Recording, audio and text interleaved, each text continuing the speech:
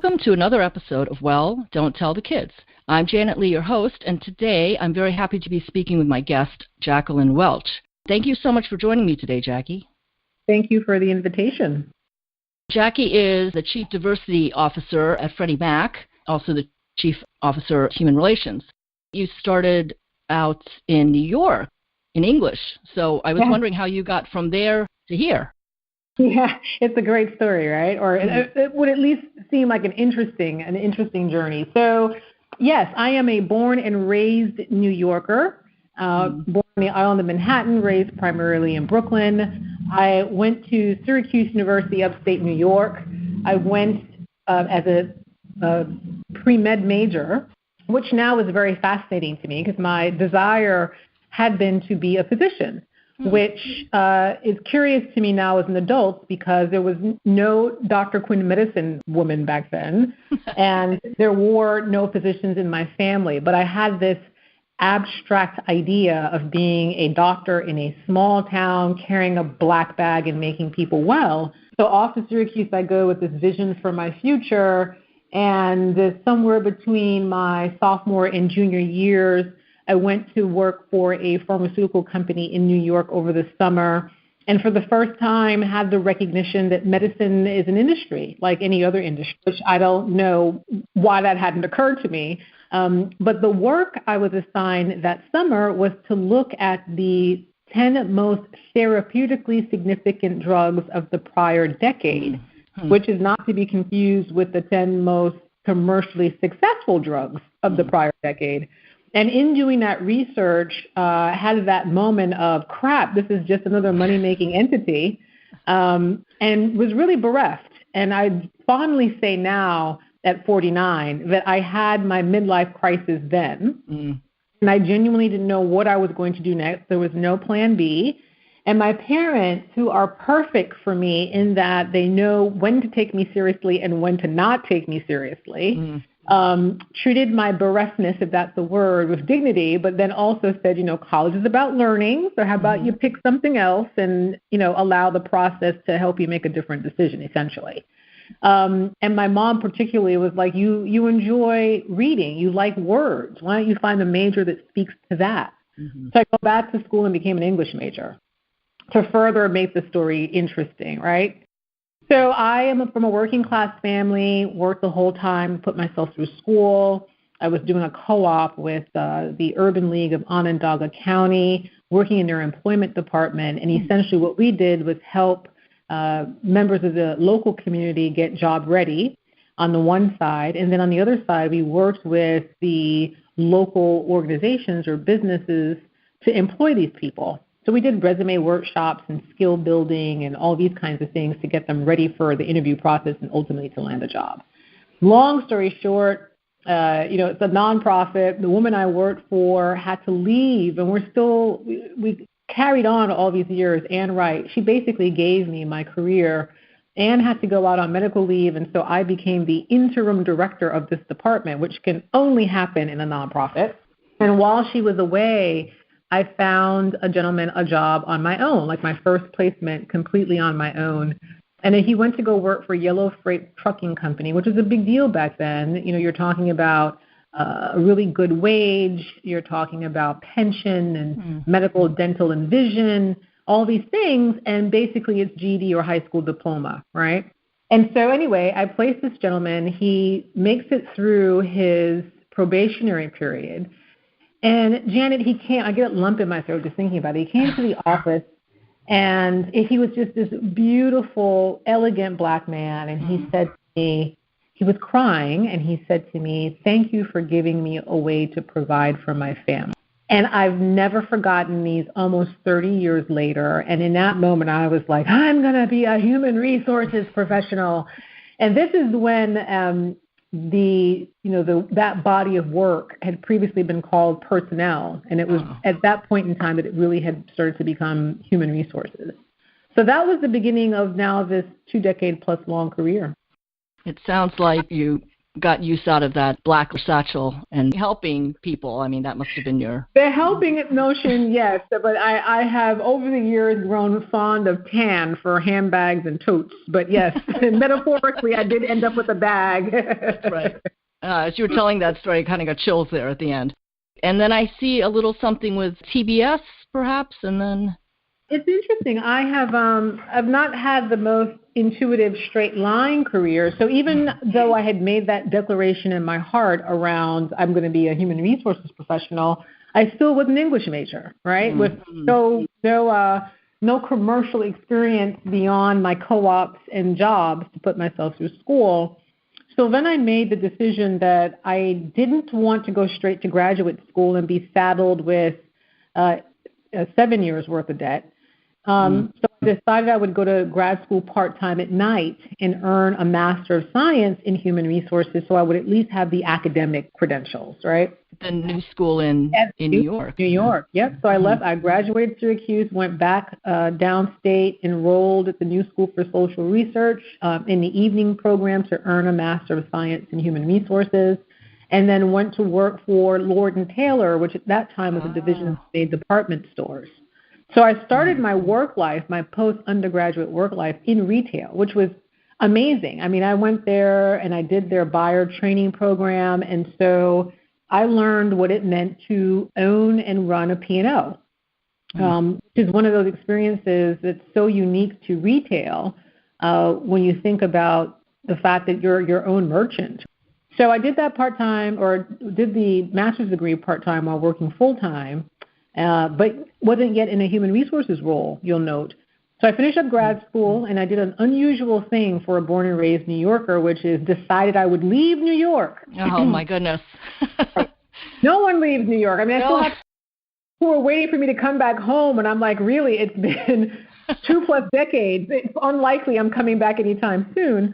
But I just wanted to have a different experience. I mean, many people will always obviously remember 9/11, but in 93 there was a smaller attack on the World Trade Center, and I just remember thinking, I want to try living somewhere else. And so I pulled out a map of the country, and my plan was I was going to go out west. I was going to start in San Francisco, and I was going to go to Denver, and I was going to go to Atlanta. I was going to spend a year in each place and see what would happen after 3 years, in a way that only a young woman with no responsibilities could, right? Yeah. Mm-hmm.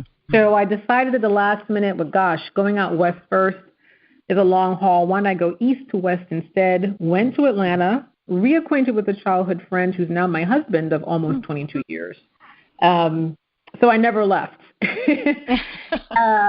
We've since visited San Francisco and Denver any number of times, but built a life in Atlanta.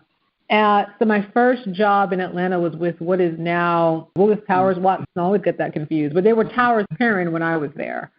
And still not a human resources professional, but working in their talent practice, which now is probably called something else, called people strategy back then. And just doing a lot of org design and competency development and performance evaluation tools. I was there for just under 2 years and then got recruited by what was then Anderson Consulting, is now Accenture, and did similar kind of work inside of what was called the change management practice, but bigger footprint, larger scale, and typically in support of big systems implementations. So I felt like I was getting that technology exposure I hadn't previously been getting. So I spent a number of years not quite working in HR, even though I had this very expensive master's in human resources. The very first HR job, everybody has a 9/11 story. Mine effectively was, I just thought if I had been on one of those planes traveling, that would have been the irony, because at that point I'd been on the road for 7 years between my work with Towers and then with Anderson. I'd never had a in-town assignment, so I was on a plane every week. So that experience was very real for me, including the fact that at the time I was on an engagement in Boston, in the Boston area, and was flying in and out of Logan fairly routinely. But on this particular Tuesday, wasn't flying. But anyway, it was one of those moments where you go, I got to do something different. So I resigned from the firm, but they were fantastic. They were very good to me, and they tried to convince me to stay, and I just couldn't. I couldn't at that point. I was burned out. When you go work for a service firm, it's either up or through, but you're going to hit a wall. And I had always thought I was there to make partner, and there was no reason why I would not have until it became a conflict with my lifestyle, right? So that for me was a big lesson. Like, things can be just fine, but not in alignment with who you are or where you are at a certain point in your life. At that point, my husband and I were married 7 years. We were talking about having a family in a very traditional way, which kind of required us to be physically in the same place. So just a lot of things aligned in such a way that it was, it's time for me to go. So the plan, though, was for me to take a year off. We sat down, we did the math. My husband was very supportive. He's like, look, you've been working very hard these last 7 years and traveling. Why don't you take some time off and think about what you want your plan B to be? So the other really valuable lesson for me there, as a couple, we took the whole put away your emergency fund money and save and all of this very seriously. So that when we got to this point in the road, I could make that decision with not a lot of worry relative to my financial obligations and commitments, right? So if there's anything to take away from this long monologue at this point is do set aside the money, because it gives you flexibility and options that otherwise you don't have. So that was a valuable lesson to get as a younger woman. So I'm on this hiatus. I'm 6 months into it. My plan was to take a year off. At the 6-month mark, though, through 2 very different sets of friends and colleagues, I learned about an opportunity with a company that was then called Rock 10. They had hired their very first chief human resources officer, and she was building out her team. It's an old company with roots back to the 1800s, but up until that point, it had not had a formal HR structure. It had a benefits person, it had a labor person and the like, but they didn't have an HR structure per se. And they hired this woman to build that out, and she heard about me and I heard about her and went to interview with her. It was kismet. I never even tried to negotiate for the money. I just wanted to work for her.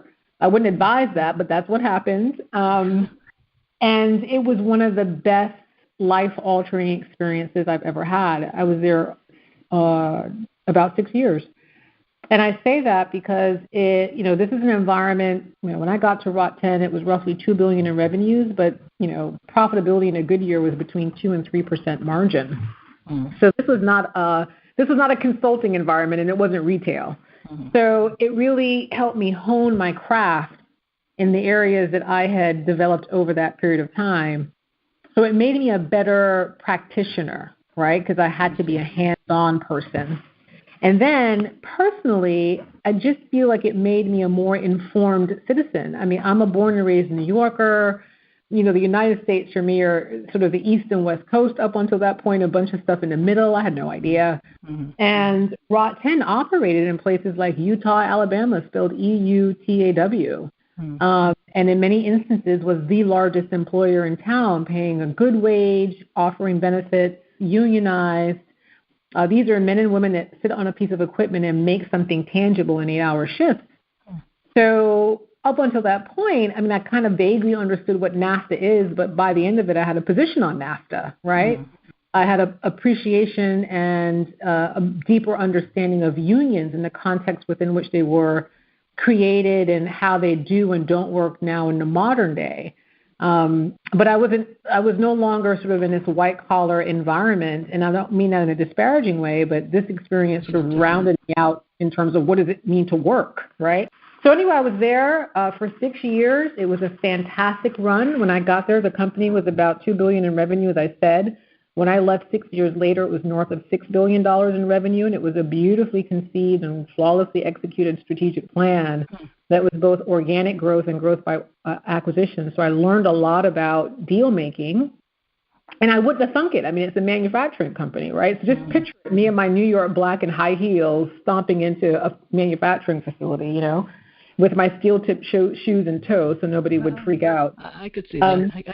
I got a picture.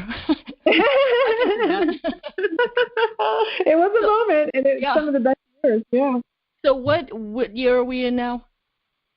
So I got there in 2002, and then in 2008, I got that call you can't say no to, which was from Time Warner, which owned Turner Broadcasting, also in Atlanta.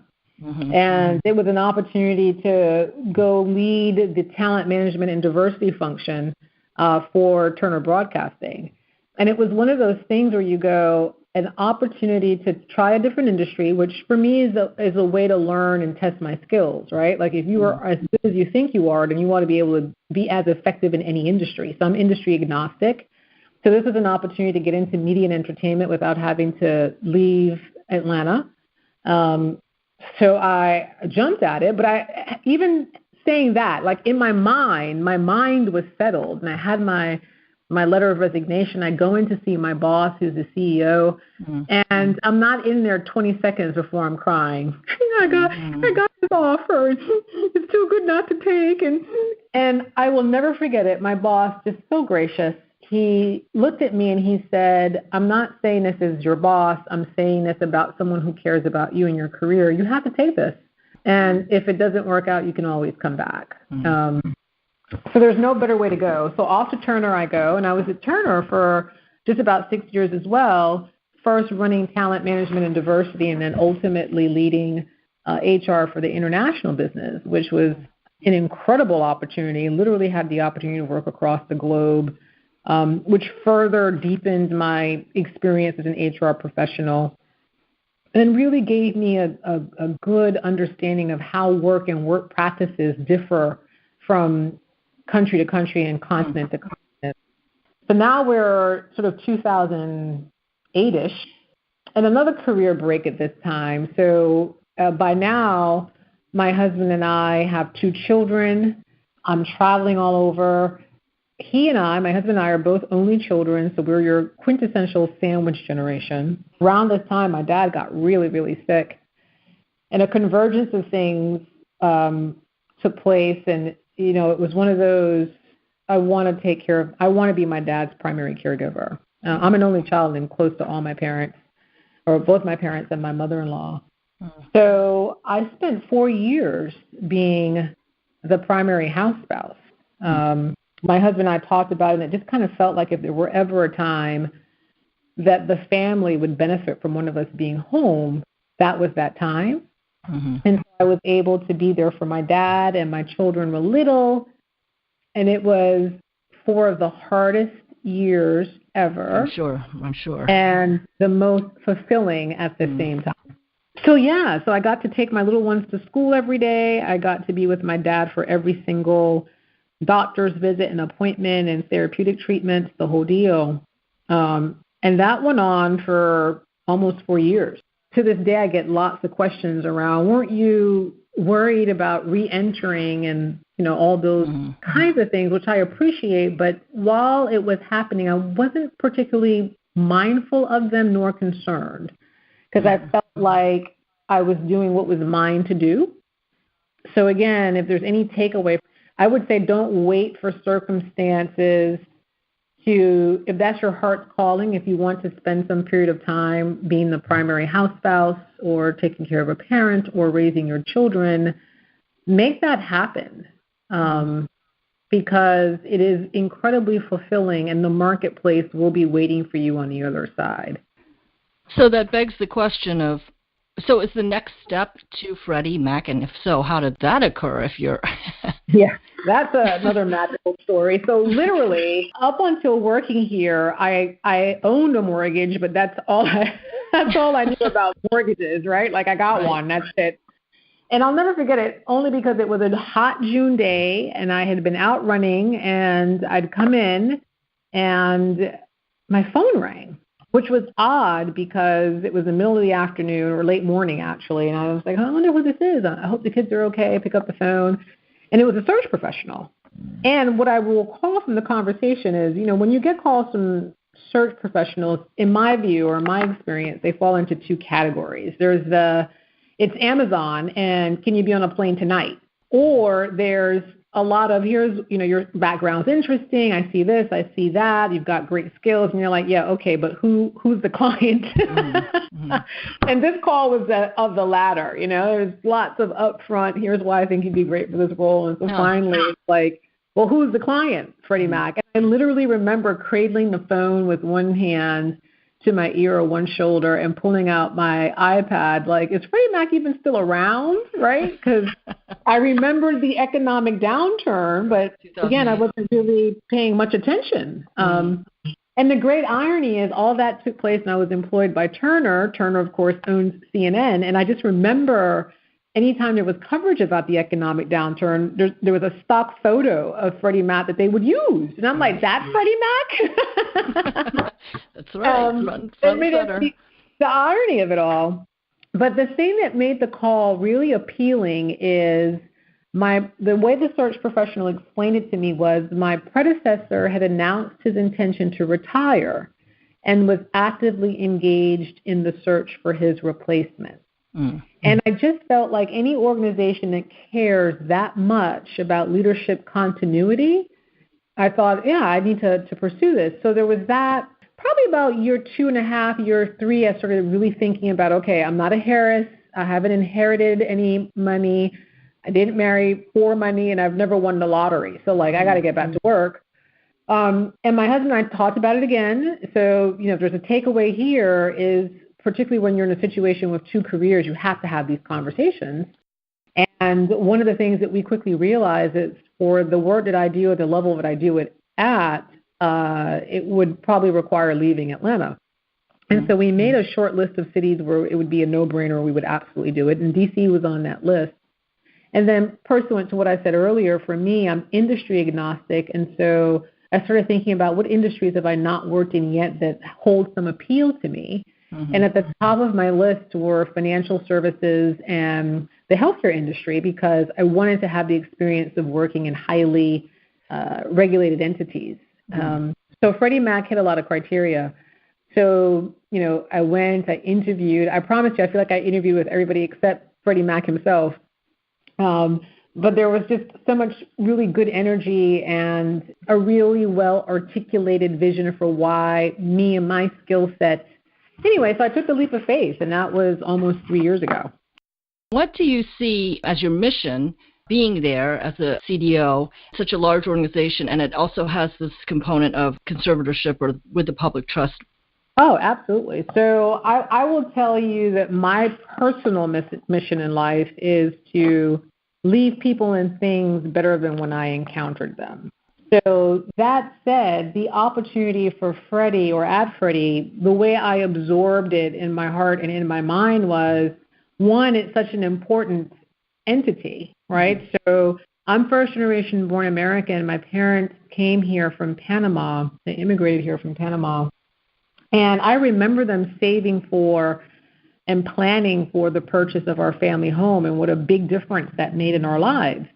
And so this opportunity to work for an organization that makes home possible is such great values alignment. So the public trust element of the mission is near and dear to my heart in a very real and profound way. So the other thing that's important to say about Freddie is a $2 trillion balance sheet organization, and yet my daily census is south of 8,000 people from a full-time equivalent perspective. And most of us are domiciled here in Northern Virginia across a beautiful 4-building campus. So, when you talk about $2 trillion, typically you're talking about 250,000 employees spread across the globe, and yet here we are south of 8,000 people. The other thing that's important to say in answer to your question is when you walk around Freddie, it's evident very quickly that the company is a minority-majority firm led mostly by Asians. So I don't have a representation challenge as many organizations do in a literal sense. But where I do focus a lot of my energy is ensuring that inclusion is part of that equation. In fact, we don't talk about it in terms of D&I here. We talk about it in terms of I&D. So it really, for me, becomes this, do we have representation up and down and across the organization? It also, from an inclusion perspective, are we hearing all voices in our attempt to fulfill the demands of our mission of making home possible? And so that, for me, is the more substantive challenge. And since I've been here, I'm proud to say that even in wake of Me Too and things like, pay equity and pay parity, We've done all the prerequisite, in ways that we haven't had to. No one's made us do any sort of studies on representation or pay practices and the like, but we self-inflict on those. And, I have the privilege to be able to say that we don't have systemic issues around a lot of the things that you would hear in the media or that similarly situated organizations in terms of scope and scale might have. And I don't mean to be a Pollyanna and say that we're perfect, but I don't have to fix anything that's fundamentally damaged, right? Mm-hmm. And so because that's out of the way, I can really be about the business of, do we have any buried biases in our systems and practices? Because one of the things I'm very cautious of is I don't want my leadership here to be a cult of personality. I want systemic changes that will long outlive my tenure here. So we are actually right now in the process of looking at every human resources practice to ensure that we don't have any built-in bias. And what does that look like? That means, where do we recruit? And to what degree do we value, for example, employee referrals versus going out to the market? Because if I go to certain employees routinely, I'm reproducing that profile. Right? So we do have an employee referral program, but we're also mindful for not overextending or over-indexing on those because we ultimately end up hiring the same person in different forms, right? Mm-hmm. Where do we recruit? At what stage in career do we recruit? We've recently partnered, for example, with an organization called iRelaunch that focuses on people who've stepped away from the market for whatever reason, to care for themselves, a loved one, just to take a much-needed mental break, and are re-entering. So we have a number of people who have come in here with many years of experience under their belt and just needed an opportunity or on-ramp to get back into the marketplace. We've recently established a formal relationship with a company called the Alumni Society that will give us better access to Hispanic talent. As a place where we do feel like we could improve our representation.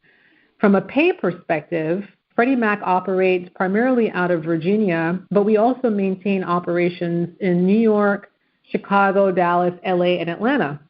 And in New York, a law was passed such that you cannot ask for past salary history. So obviously we had to comply with the law there, but we took it a step further and we made that the law of the land across the entire Freddie Mac system without regard to local requirements. And we took it a step further from there to say that we wouldn't ask for salary history from current employees. So obviously HR knows what everybody makes. But let's say you, Janet, are interviewing someone internal. I wouldn't disclose to you what that person is making because there's substantial enough evidence to suggest that past history will oftentimes sort of retard growth in compensation for women and minorities. Because if you can get a bargain, why wouldn't you? So we pay based on the market value of the job, period, full stop. So again, it goes back to what are the practices that are in my bailiwick? And we were constantly pressure testing to make sure that there isn't any implicit bias baked into any of those practices. So you're no longer talking about personalities, you're talking about systems and you're talking about practices. That's interesting. One of my guests, he was speaking about his book, last name's Quarles, but he was speaking about a book that came out, Expensive Sentences. And one of the points was to try to get away from sacred cows and to make it more systematized. Shifting gears a bit, I wanted also to know, it sounds like you juggle many, many balls on any given day, in any given hour. Is there anything you do in particular to relieve stress? So philosophically, I take the work that I do very seriously. I don't take me very seriously. So one of the ways that I don't take me very seriously is I look at things like stress and I go, okay, I'm not a laboratory rat. No one's depriving me of food, water, or shelter. I'm not on a wheel. No one's introducing foreign substances to my body. So this whole idea of stress for me is self-induced in a lot of ways, right? And after a lot of thinking about it, because this is an important thing. I think for me, the most important thing to do is to pressure test these definitions for the truth to your life. And the only time I can tell you that I am under any kind of stress is when I'm being asked to do something that's out of alignment with my core values and beliefs. Oh, interesting. Mm-hmm. That's stress for me, right? Mm-hmm. If someone's asking me to lie, if someone's asking me to do something that I believe to be patently unfair, like that's stressful. The rest of it is, they're nuisances for sure, and there's plenty of those. And even with our children, they're not allowed. We've sort of disabused them of this idea of a bad day. Like, so if they come home and they go, I've had a bad day, I go, okay, so let's start with breakfast. How was breakfast? Oh, it was fine. How was the bus ride? It was fine. How was first period, second period, da-da-da. And at some point, we'll get into that moment that then casts the die of it was a bad day. And I'll go, so how long did that last? I don't know, 5 minutes. So all 24 hours were bad? And even the 9-year-old will giggle. All right, Mom. Well, he still calls me Mommy. Okay, Mommy, you're right. Maybe that moment was bad. So that's number one. So again, just test these things to see if there's any validity or truth in your own life.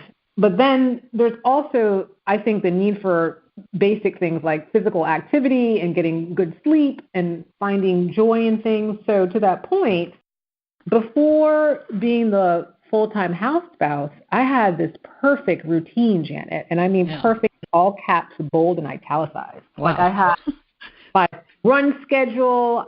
There was a woman who didn't work far from Turner that trained me on kettlebells. It took me 2 minutes to get there. I'd work out with her for 35, 40 minutes, shower there, be back to work within the hour. I was running, racing. Atlanta's a big road race town. I would run every weekend or compete 5Ks, 10Ks, half marathons. I've even run a marathon. Like everything was just, I look at pictures and I'm like, look at that babe. Well, when things went south with my dad, so being a full-time house spouse, and big shout outs and much admiration for people who are primary caregivers. I remember one time during that period that between the children and my dad, I spent 6 hours driving. So there was just no room for any of this self-care business, right? And that experience really humbled me because up until that point, I was very much of the, you can make the time. But some people's lives are that obligated that no, they don't even have that hour necessarily to go and have a personal trainer, never mind the resources, but just the time. And then you throw in for some people that the resources are unavailable. But anyway, so I'm far more humbled about that and far more realistic in terms of just because it can't be perfect doesn't mean it can't be good. So in today's world, what that looks like, because I do probably work an average of a 10-hour day, if not more on most.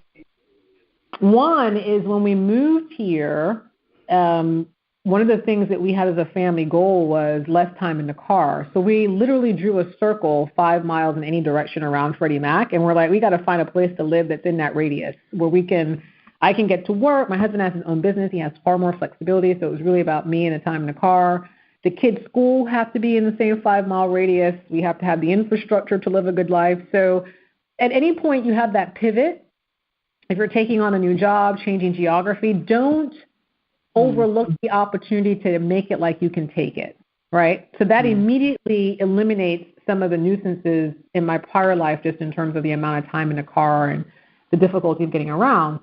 Physically, I am a big Orange Theory fan. They do not pay me for this endorsement, but I found them many years ago when they first started. This is after my second son was born. So it's been a while. He's 9 now. It's a really efficient workout, and they pop up everywhere. There's one now 0.7 miles from my house, and they have a 5 a.m. class. So I can get up at 4:30, have a little prayer and meditation time, clean myself up, and be at class at 5 o'clock and be done at 6. Now, I recognize that for some people that's not doable, but it's what works for me. And so I get that exercise out first thing in the morning. My energy is up. My mental acuity is up. My metabolism is set. It makes a world of difference for me. So find that physical thing that you can sustain and do that every day as a starting point. And then as far as just recreation, I am an avid reader and a big moviegoer. In fact, last Sunday, I happily sat in a theater for 3 hours with my boys watching the Avengers movie. Yes. So between books and movies, that's plenty. And then as a family and as an individual, I'm a big traveler as well. So there's always some place getting ready to go to. So is there one locale that's on your bucket list that you've got to get to eventually? So here's the thing that's funny about this. So I have literally been all over the world. I've been to India. I've been to Japan, Paris, Cuba. And as an African American, I have not yet been to the continent of Africa. Okay, there we go. By go. design, actually. So partly, my husband's also Black, our children are Black, and I have this dream of us making our maiden voyage as a family, and we've been waiting to go until the children are old enough to have a genuine appreciation for the experience, which is, our little one is 9 now. So we're in the throes of planning what we intend to be our maiden voyage to the continent. Okay. So that's a bucket list item. There we go. You heard it first here, or maybe you've been telling everybody this goal, but anyway. Well. Oh yeah, I don't mind. It's going to happen, so it's fine. That's great. That's great. I would say about the early morning waking up, the little bit of meditative space, and the exercise. That is pretty well known thing about the C-suite inhabitant, that they do enjoy the early morning hours. Putting that to use. So. Yeah, I mean, I just feel like if anybody needs me at 5 o'clock in the morning, I'm clearly doing something wrong. Right? I'm not a physician. Wait till 5:30. Yeah, even 5:30 would seem like, okay, but at 5 o'clock, truly, it's me and the other OTF tribe, No one should need me at 5. That would cause me to reevaluate my whole life. Well, I wanted to thank you so much, Jackie, for sharing your insights and your journey and your goals and just the wisdom that you've gathered along the way. It was a real pleasure. Janet, thank you for this conversation and for what you're doing. I think, there's a lot of talk about storytelling, but even looking beyond the rhetoric of it, I know so much of how I've been able to find how to make things work for me has been because people were generous with me with their stories. And not to take things right out of other people's playbook so much as to, now that's the way to do it, right? And once you recognize that there are all these different ways to do it, it helps create that space for you to define what's my way. So you're doing a great service by airing these stories and also these ways of doing this thing we call life. So thank you.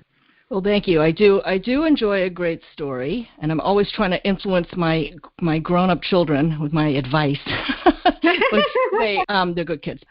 Hopefully, these stories will maybe inspire a setup for a bias towards action. Thank you so much, and I wanted to thank also my audience for listening. My guest today, once again, has been Jacqueline Welch. I'm Janet Lee.